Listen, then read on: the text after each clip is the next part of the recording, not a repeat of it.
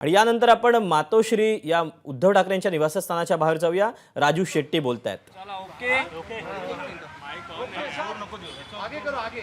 Sir, सांगाल की आज उद्धव ठाकरेंना भेटलात, काय चर्चा झाली महाविकास आघाडीमध्ये येण्याबद्दल आणि जागा मिळण्याबद्दल?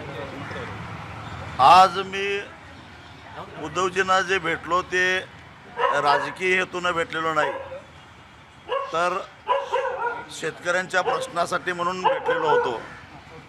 त्यांची अडाणी उद्योग समूहाच्या विरोधामध्ये जी लढाई चालू आहे त्या अडाणींचा आम्हा शेतकऱ्यांना सुद्धा मोठा त्रास होतोय। एक तर केंद्र सरकारनं अडाणीवरील प्रेमापोटी आयात होणाऱ्या खाद्यतेलावरील 5% आयात शुल्क कमी केल्यामुळं सोयाबीनला भाव नाही। 2000 साली असणारा सोयाबीनचा भाव 4000 रुपये 24 वर्षानंतर आहे तेवढाच टिकून आहे। आणि याचं कारण मोठ्या प्रमाणामध्ये कच्चं तेल जे बाहेरच्या देशातून आयात झालं त्याच्यावर आयात शुल्क 2025 पर्यंत 5% कमी केल्याचे हे सगळे परिणाम आहेत। येत्या 15 जानेवारीपासून मी त्या सोयाबीनच्या प्रश्नावर आणि कर्जमाफीच्या मुद्द्यावर मराठवाड्यामध्ये दौरा सुरू करणार आहे। आणि त्यासाठी ही अदानी विरुद्धची उद्धव ठाकरे शिवसेना गटाची जी लढाई आहे ती शेतकऱ्यांची सुद्धा लढाई आहे। कारण शेतकऱ्यांच्या आत्महत्या ह्या 2.5% वाढलेल्या आहेत। त्याचबरोबर आमच्या कोल्हापूर जिल्ह्यामध्ये वेदगंगा नदीवर जे पाटगावचं धरण आहे 4.25 TMCचं, त्या धरणाचं पाणी अदानी उद्योग समूह 8,400 कोटी रुपये खर्च करून उलटं सिंधुदुर्गला नेऊन तिथं 2100 मेगावॅटची वीज निर्मिती करणार आहे। आणि त्यामुळं कोल्हापूर आणि सीमा भागातील कर्नाटकातील जनतेला शेतीला पाणी कमी पडणार आहे। ह्या विरोधात सुद्धा आम्ही आंदोलन सुरू करतो आहे। एक संघर्ष समिती या प्रकल्पाच्या विरोधात आम्ही निर्माण केलेली आहे। आणि म्हणून सिंधुदुर्गातल्या जनतेची सुद्धा आम्हाला साथ हवी आहे। म्हणून सिंधुदुर्ग आणि कोल्हापूर जिल्ह्यातल्या शेतकऱ्यांनी मिळून जर हा लढा उभा केला अदानी विरोधातला तरच ते पाणी वाचणार आहे। एका बाजूला इचलकरंजीसारख्या शहराला पाणी देऊ नये म्हणून लढे उभा राहत आहेत आणि इथं राजरोसपणानं अदानी उद्योग समूहाला तयार धरणातलं पाणी देऊन जवळपास 7 ते 8 TMC पाणी हे समुद्राकडे वळवायचं म्हणजे उलटी गंगा व्हायचं कारस्थान होतं आहे। आणि या शेतकऱ्यांच्या लढ्याला सुद्धा शिवसेनेचा पाठिंबा मिळावा यासाठी मी आज त्यांची भेट घेतली आणि शेतकऱ्यांच्या लढ्यामध्ये आम्ही नेहमीच तुमच्याबरोबर राहू असं त्यांनी मला आश्वासन दिलं।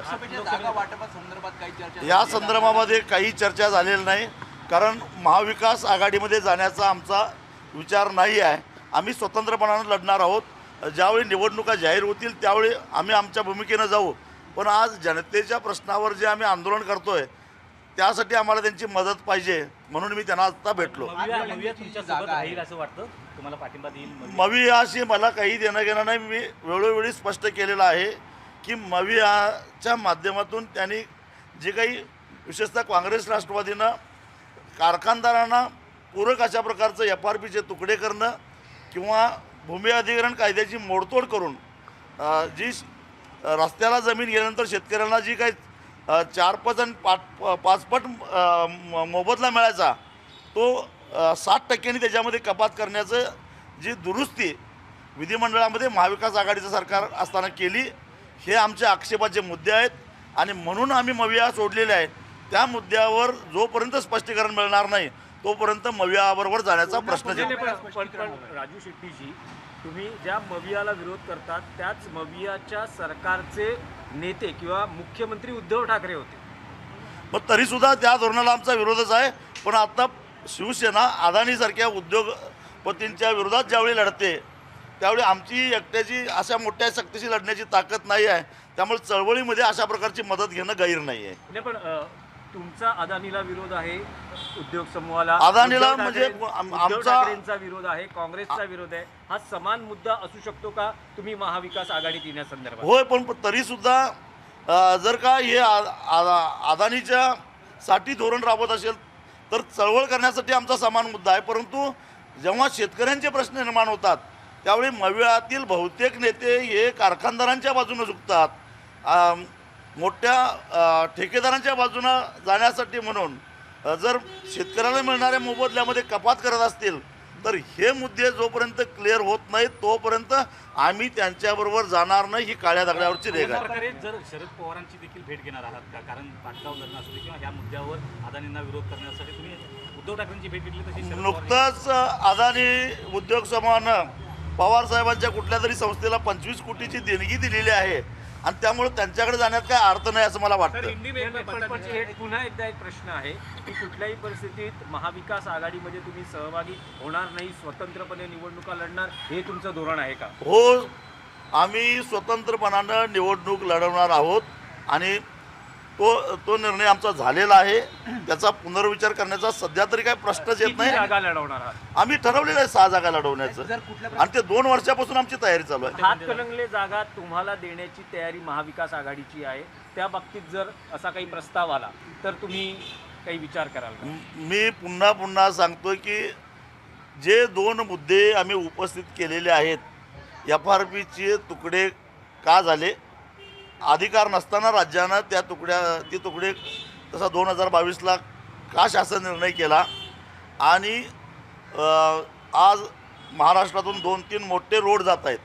सुरत चेन्नई मार्ग असेल, समृद्धीचा झाला, परंतु अजून सोलापूर रत्नागिरी मार्ग आहे.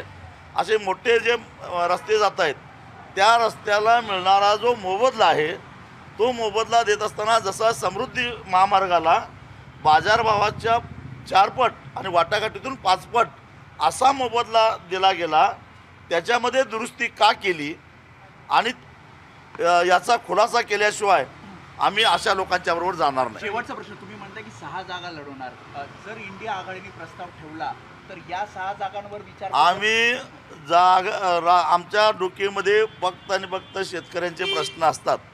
पहिला आमच्या मुद्दे क्लिअर करा, मग पुढची चर्चा. हिंदी में बता दीजिए, शेतकरी कामगार पक्ष इस वक्त अदानी के खिलाफ दिखेगा, उद्धव ठाकरे से आप मदद मांगने आते, क्या कहें? एक तो जो अदानी उद्योग समूह ने जो विदेश से कच्चा खाद्य तेल आयात किया उसका असर सोयाबीन के दाम पर बहुत बुरी तरह से पड़ा है. पिछले साल किसानों ने 9,000 रुपये क्विंटल दाम से सोयाबीन बेचा था, लेकिन इस साल 4,000 तक सीमित रह गए. 2000 साल में, इसका मतलब 24 साल पहले हम 4,000 रुपये से दाम पे सोयाबीन बेचते थे. आज वही 24 साल के बाद भी अगर वही दाम मिलेगा तो लागत 10 गुना बढ़ गई है. तो इसका नतीजा ये हुआ है कि मराठवाड़ा और विदर्भ में 2.5% आत्महत्या बढ़ गई है. इसकी जिम्मेदारी सरकार की है, केंद्र सरकार की नीति की है. और ये नीति इसलिए अपनाई गई क्योंकि अदानी उद्योग समूह ज़्यादा तादाद में बाहरी देश से खाद्य तेल आयात करता है और उसके ऊपर जो इम्पोर्ट ड्यूटी है वो 5% घटाई गई है और 2025 तक वो घटाई गई है. और इसीलिए सोयाबीन को दाम नहीं मिल रहा है और इसलिए किसानों की आत्महत्या बढ़ रही है. कोल्हापुर ज़िले में एक जो बांध है नदी पे, वेदगंगा नदी पे, उसके ऊपर एक अदानी का प्रोजेक्ट आ रहा है और वो प्रोजेक्ट के ज़रिए 8,300 करोड़ का जो प्रोजेक्ट है उसमें 2,2100 मेगावाट की बिजली बननी जा रही है और वो पूरा का पूरा पानी अरबी समुद्र में जा रहा है. इसका मतलब किसानों का बहुत नुकसान होगा. जो कर्नाटक को पानी देने की हमारी जिम्मेदारी है, उसका मतलब बाकी जो कालमावाड़ी या राधानगरी या अन्य जो हमारे बांध है उसमें से पानी देना पड़ेगा. तो सिंचाई को पानी कम पड़ेगा. वहाँ एक तो पीने के लिए पानी नहीं मिल रहा है और अदानी जैसे उद्योगपतियों को खुश करने के लिए दिल्ली से ये नीतियाँ जो निर्धारित हो रही है उसके खिलाफ सबको मिल के लड़ने की आवश्यकता है। इसलिए मैं उद्धव जी को मदद मांगने आया था, क्योंकि उन्होंने मुंबई में अदानी उद्योग समूह के खिलाफ, धारावी के खिलाफ जो आंदोलन किया है, तो इसका मतलब अदानी का जो इन्फ्लुएंस शहर में हो रहा है वो गांव में भी हो रहा है। इसलिए गांव के और शहर के लोग मिलके लड़ना चाहिए, इसलिए मैं मिला था। अडानी के मुद्दे पे मदद मांग रहे हैं, राजकीय भूमिका आपकी अलग है, ना आप इंडिया अलायंस के साथ है ना महाविकास आघाड़ी के साथ, क्योंकि हमने देखा है, हम गठबंधन करके देखा है कि जब नीतियाँ निर्धार होती है तो किसानों को बेदखल किया जाता है। इसलिए हमने तय किया है कि अपने बलबूते हम चुनाव लड़ेंगे। लेकिन सीट शेयरिंग के फॉर्मूले पे कुछ चर्चा हुई क्या? नहीं। आपको हाथ कलंगले जो लोकसभा चुनाव क्षेत्र है वो छोड़ने की महाविकास आघाड़ी की तैयारी है? एक तो महाविकास आघाड़ी में फिर शामिल होने का कोई सवाल ही पैदा नहीं होता है, क्योंकि हमने जो आक्षेप लिया था, जो मुद्दे उठाए थे, उसका जवाब आज तक हमें मिला नहीं। 2 साल पहले हमने गठबंधन छोड़ा था और उसमें जो मुद्दे उठाए थे, 6 पन्ने का जो लेटर मैंने शरद पवार जी को लिखा था, उसका जवाब मुझे अभी तक नहीं मिला। इसलिए वापस मविया में जाने का कोई सवाल ही पैदा नहीं होता। लोकसभा में कितने सीटों पर आप उम्मीदवार खड़े हम करेंगे? 6 सीटों पर उम्मीदवार खड़े कर रहे हैं और हम वहाँ पूरी ताकत के साथ लड़ेंगे। ये आपका अंतिम निर्णय है या इसमें जी। कुछ बदल हो सकता है? ये हमारा अंतिम निर्णय कोणती है। 6 मतदारसंघ आहेत? हातकणंगले जहाँ मैं खुद लड़ता हूँ, कोल्हापुर, सांगली 2019 में हम लड़े थे, माडा 2014 में हम लड़े थे, और परभणी और बुलढाणा। एबीपी माझा, उघडा डोळे बघा नीट।